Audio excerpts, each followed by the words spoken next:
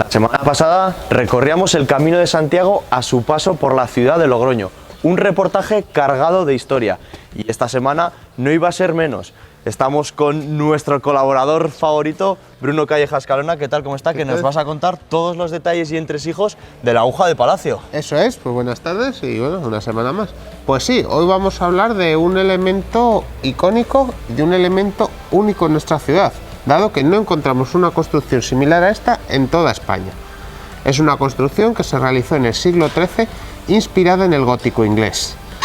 En aquellas tierras, este tipo de agujas se colocan sobre las torres, pero esta tiene una peculiaridad, porque esta fue construida para ser un cimborrio. Un cimborrio, para quien no lo sepa, es una ventana que estaría encima de donde se une la iglesia y proporcionaría luz a la iglesia de Palacio. Sin embargo, bueno, el paso de los siglos y diferentes sucesos pues le privaron de ese uso de cimborrio. Por cierto, estuvo a punto de ser derribada, pero por suerte todavía la podemos seguir viendo. Y comentar que esta torre que tenemos aquí al lado de la aguja es posterior. Eso es, la torre de Carlos V, que se inauguró, se empezó a construir en el año 1520, coincidiendo con la visita del emperador, porque le llamamos Iglesia Imperial de Palacio, no por un emperador, sino por dos, porque fue Alfonso VII, emperador y rey que unificó Castilla y León, quien mandó construir la aguja, y Carlos V, emperador también, quien mandó construir la otra torre. Poquitos detalles me has dicho, me parece, ¿eh? Bueno, ¿nos vamos para adentro y continuamos? Continuamos.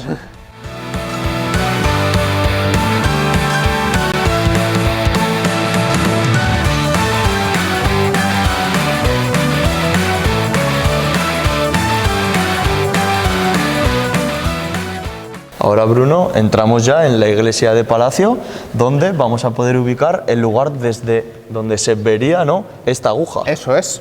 Pues bueno, ahora mismo cuando entramos a la iglesia, pues nos cuesta ubicarlo, porque claro, ha sufrido unas cuantas reformas, pero hay un elemento que nos puede recordar a ese cimborrio. ¿Y cuál es ese elemento? Un óculo. Un óculo que es una ventana circular que permite una entrada de luz.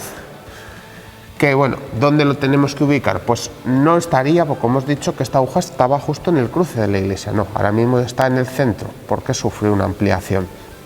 Pero aún nos sigue recordando un poco esa forma de entrada de luz a la iglesia.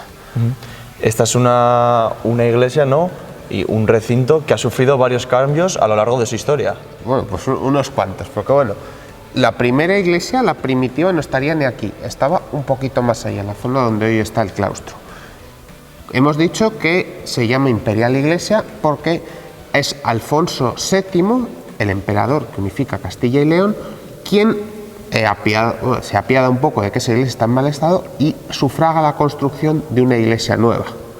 Una iglesia nueva, ya más estilo de transición entre románico y gótico, que bueno, en agradecimiento y en recuerdo a la importancia de esta persona, deciden colocar este cimborrio que tiene forma de corona imperial, por ese emperador, obviamente.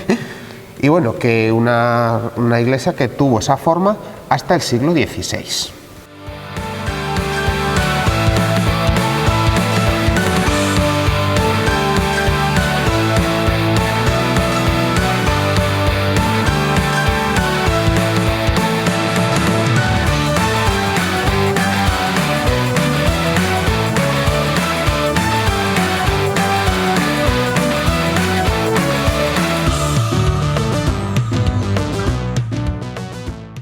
Cuéntame esa historia de que la querían derrumbar. Sí, eso es, pues sí, es cierto. Esta aguja, de hecho, ya estaba a punto de ser derribada.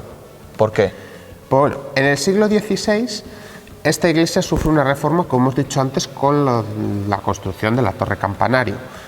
¿Qué se hace? Se tiran los ábsides que estarían detrás, que eran unos ábsides románicos, se derrumban y se amplía una nave más. ¿Qué pasa? La aguja estaba apoyada en unas columnas que de por sí, que no son estas por supuesto, no podían aguantar ese peso, necesitaban el ábside. En el momento que el ábside desaparece, pierde estabilidad. Y la gente del momento pues empieza a temer que estos un día pueden estar en misa y se les caiga la aguja encima. Entonces, ¿qué hacen?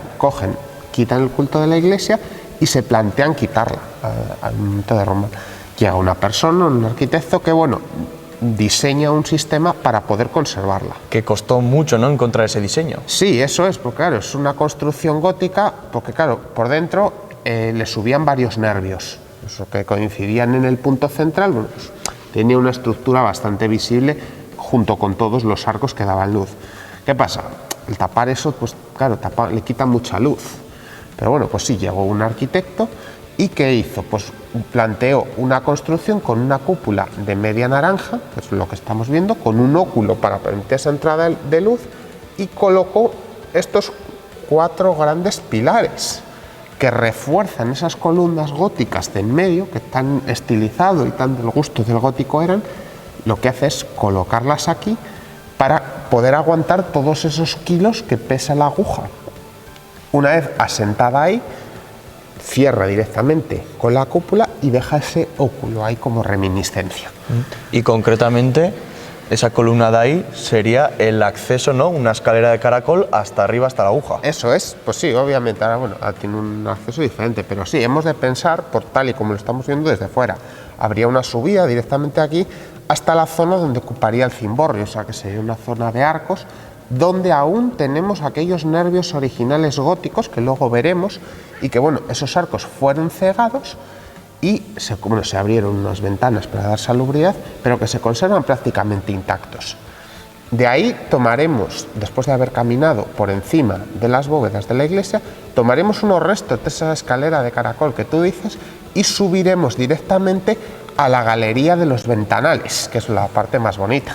Y ahora, arquitectónicamente hablando, desde fuera, ¿qué elementos podríamos ver? Pues desde fuera, lo que más nos llama la atención, vamos de arriba para abajo, es desde luego la forma picuda. Única Única en España, y vamos, una de las más importantes.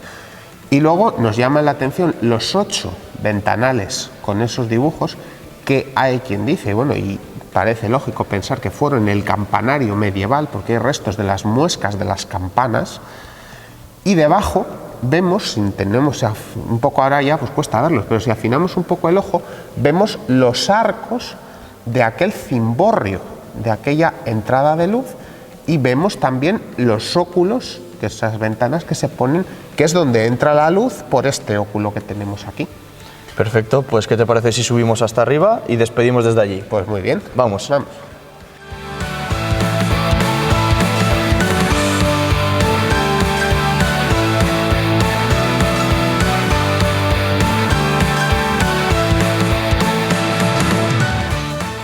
Bueno, Bruno, y ya hemos llegado a lo más alto de la aguja de Palacio, ¿no? Eso es, estamos ahora mismo en la galería, en los ventanales, que serían pues la parte visible, digamos, desde la ciudad, porque claro, ahora mismo para ver todos los ventanales pues tenemos que buscar un poco un lugar, pero claro, entonces antes de que se ampliase la iglesia y todas las vicisitudes que ha tenido, pues estas ventanas se verían pues desde cualquier lado y sería una vista importante, porque claro, llegar a una ciudad y ver esta magnífica construcción pues impactaría y sería uno de los edificios más importantes de la ciudad. Bueno, y yo creo que con estas maravillosas vistas de la ciudad de Logroño despedimos el reportaje esta semana. Pues hombre, es el lugar adecuado.